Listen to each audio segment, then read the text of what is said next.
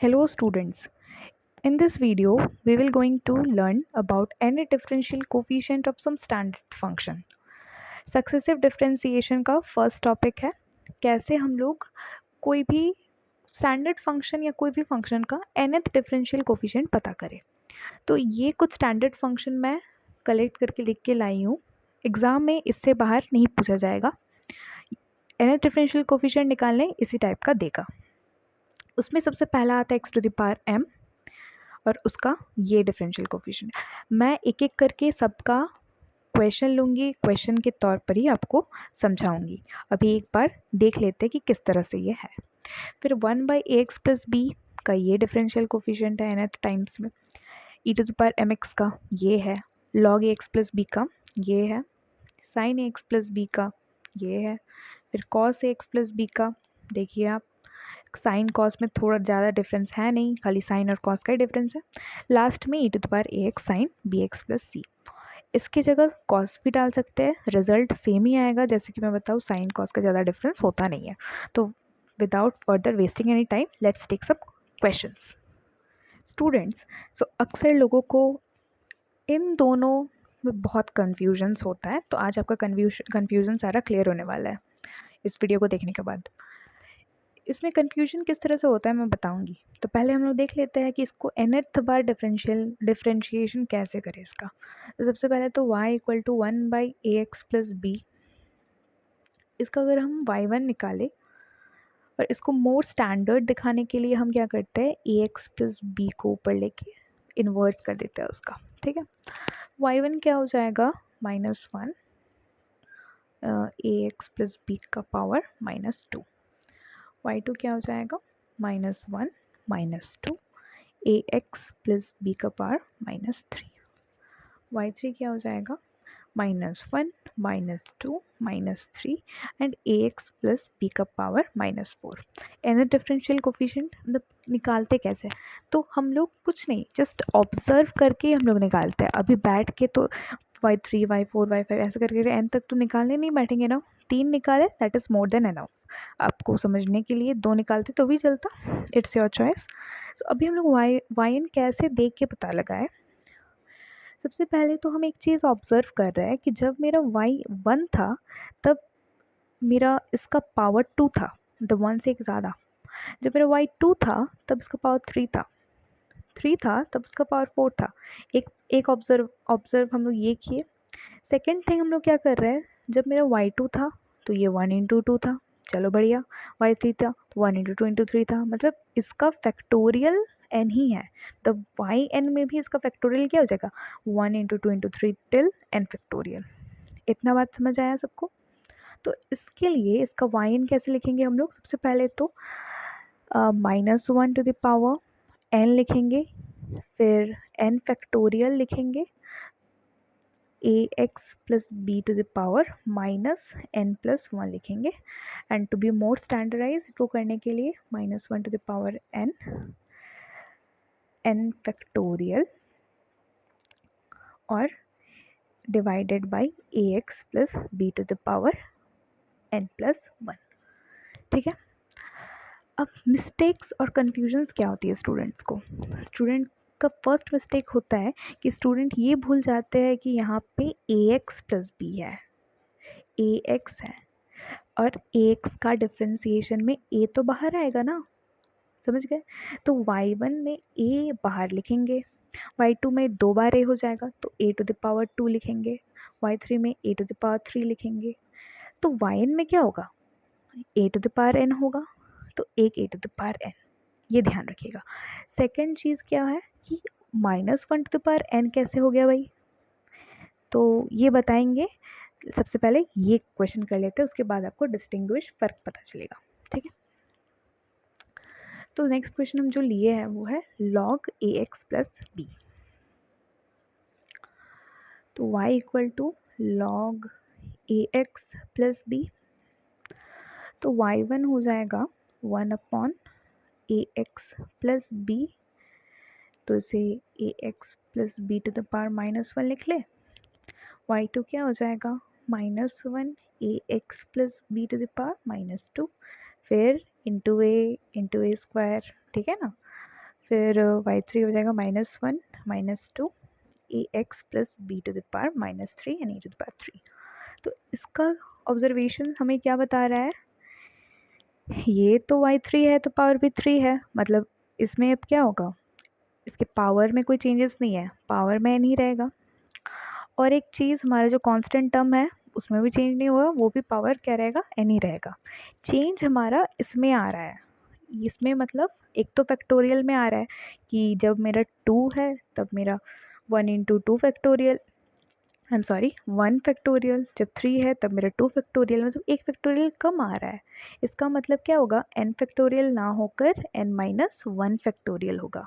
और एक चीज़, यहाँ -1 टू द पावर भी क्या होगा, n-1 होगा।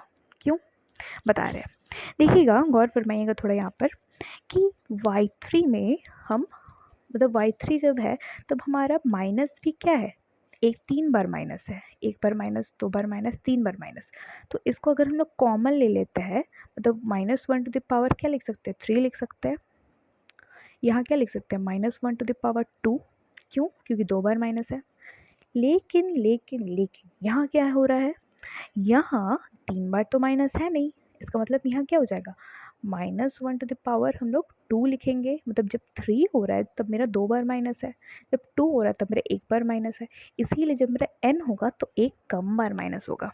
अब समझ आइए आप सबको, -1 to the power n-1, n-1 factorial a to the power n upon ax plus b to the power n। ठीक है, तो ये रहा आपका 2 क्वेश्चन। अब हम लोग दूसरे स्टैंडर्ड फॉर्म के क्वेश्चन लेते हैं। दूसरा स्टैंडर्ड फॉर्म हम e to the power mx इस चीज़ का देखते हैं कैसे करेंगे। तो ये चीज़ आप खुद भी बता पाओगे, ये इतना ही इजी है कि आप खुद ही बना लोगे। जैसे कि for example y equal to e to the power 5x, ठीक है। तो y1 क्या हो जाएगा, e to the power 5x into 5, y2 क्या हो जाएगा, e to the power 5x into 5 का स्क्वायर, मतलब yn अभी पता कर लेंगे, क्या हो जाएगा 5 टू द पावर n और e टू द पावर क्या है 5x।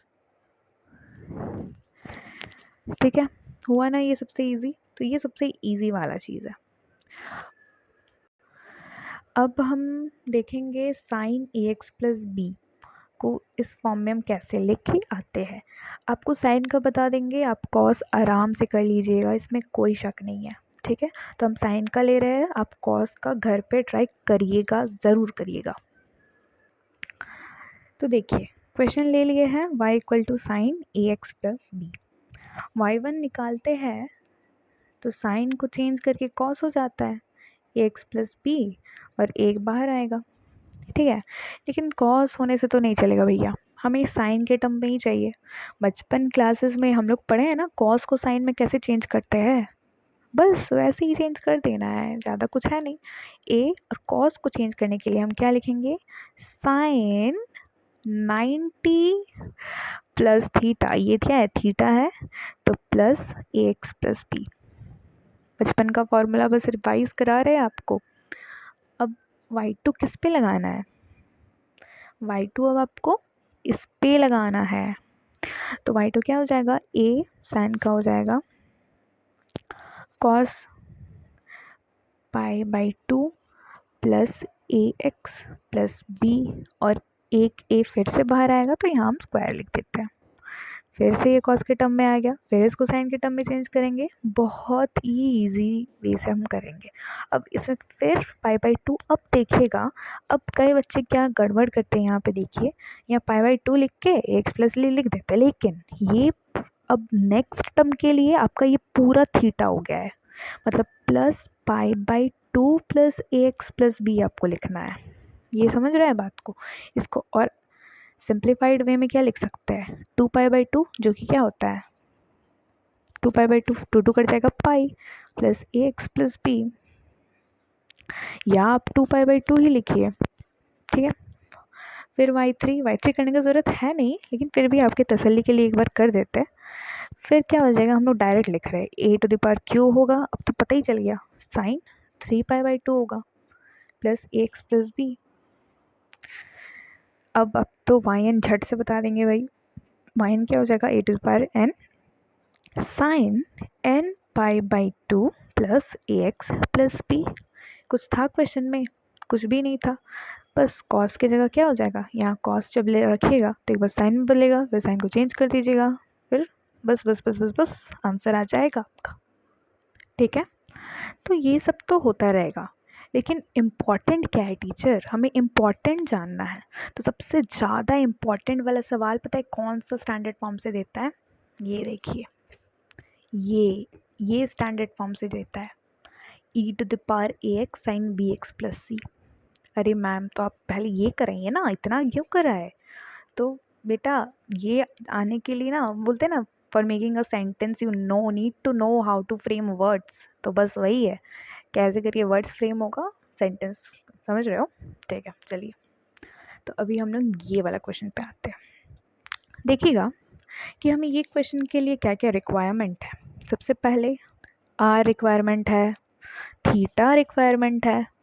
आर कैसे रिक्वायरमेंट है उसका फॉर्मूला भी लिख दिया है। तो ये बहुत काम की चीज़ है, स्क्रीनशॉट लेना है तो ले लीजिए ये पूरा चार्ट का।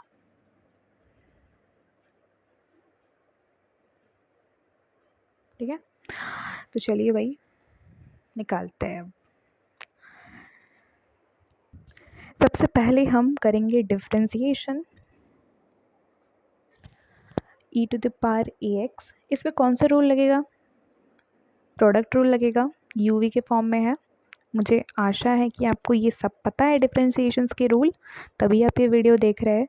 अगर आपको कहीं भी डिफरेंशिएशन में प्रॉब्लम है प्लीज़ कमेंट में लिखिए, मैं उसका वीडियो भी बनाऊंगी। ठीक है, तो y1 equal to e to the power A x, इसको रख के इसका डिफरेंशिएट करते हैं, cos bx plus c into b, अंदर का बाहर आएगा, plus sine B x plus c को रख के e to the power A x into a. दोनों में e to the power x common ले रहे हैं, तो ये मेरा हो जाएगा b cos b x plus C plus a sine B x plus c. अब cos b x plus c sine B x plus c चल रहा है, ठीक लग रहा है, बट ये बी ए का क्या झमेला है? तो चलिए हम लेट ए को मान लेते हैं आर कॉस थीटा और बी को मान लेते हैं आर साइन थीटा। क्यों माने हैं उसका बताएंगे, क्यों माने हैं। हमें एक चीज़ यहाँ पे दिया था कि R equal to root under A square plus B square लाना है, तो बस उसी का लाने का तैयारी की खोज कर रहे हैं हम। देखिए अगर हम दोनों को squaring and adding both sides करते तो क्या आएगा हमारे पास, a square plus B square equal to r square cos square theta plus r square sine square theta. अब तो आप अगर मैथमेटिशियन है तो देखिए क्या होगा कि आर स्क्वायर बाहर आ गया, cos theta plus sine theta क्या होता है, 1 होता है।